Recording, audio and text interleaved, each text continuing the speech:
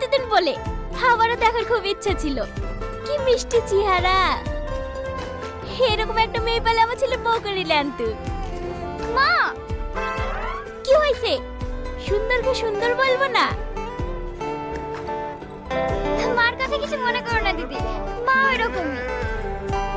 চলো দিদি, কেক কেটে নিয়ে। এই বুড়ি, তোর ভাই এসছে?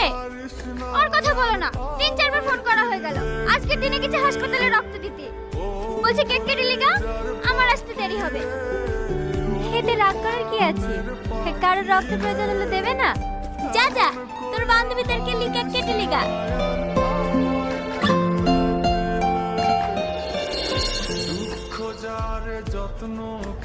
আজ খুব মজা হলো, তুমি না আসলে এত মজা হতো কি না? সত্যি তোর ফ্যামিলিটা অনেক সুন্দর।